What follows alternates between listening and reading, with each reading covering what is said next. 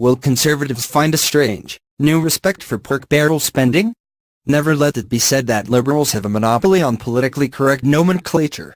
After Donald Trump raised the question of revisiting the ban on earmarks, the formerly polite reference to pork barrel line items that favor home districts and states, some on Capitol Hill wagged the finger over the term. As The Hill reported last night, momentum is building in Congress to revive the use of earmarks after President Trump endorsed the idea on Tuesday.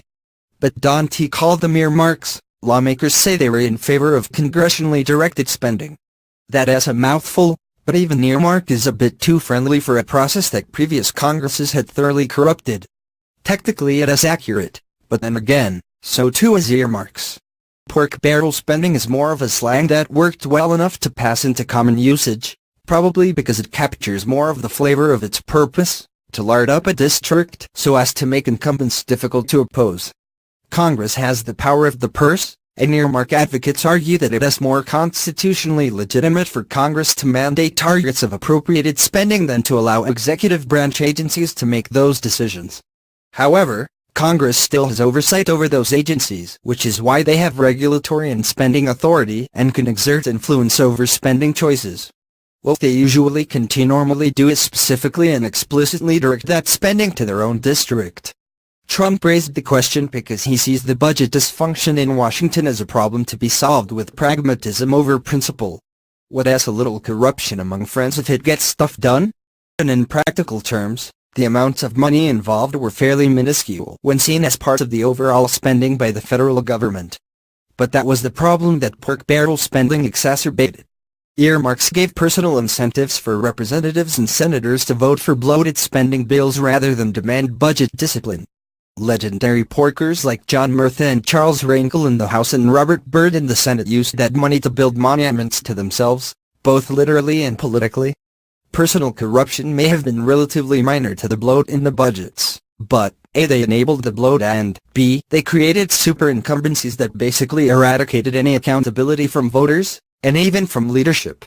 That's why it is disappointing to see conservatives suddenly finding a strange new respect for pork barrel spending. I don't know that I am opposed to it, Representative Scott Descharlet, R. Tennessee, a Freedom Caucus member, told The Hill.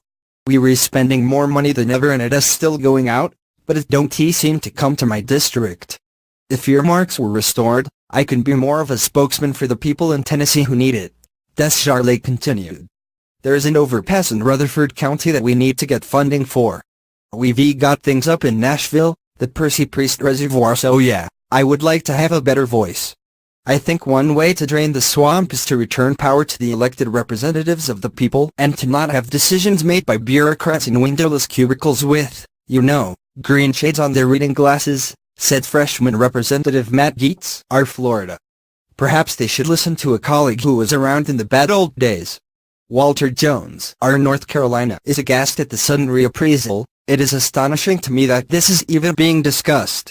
I saw with my own eyes the corruption and fiscal irresponsibility wrought by earmarks, said Jones, who has served in the House since 1995. Members of Congress went to jail because of earmarks. Deficits ballooned because of earmarks. Dave Bratt, RVA, wonders why his colleagues have not yet caught on to voter mistrust not just of federal agencies but also of Congress. One does not drain the swamp by pumping more water into it, Bratt tells Philip Wegman, Representative Dave Bratt, R. Virginia. Put it more bluntly, we just had a political revolution launched against the swamp across the political spectrum all the way from Bernie to Trump voters, Bratt told me. I don't think any of those folks along that entire spectrum would be in favor of earmarks. Restoration of pork barrel spending is the antithesis of reform. And it won't even solve the problem at hand in the budget battles.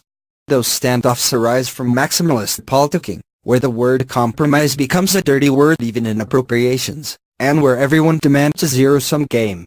We should not have to bribe elected officials to do their jobs, nor should we tolerate empire building at the expense of accountability.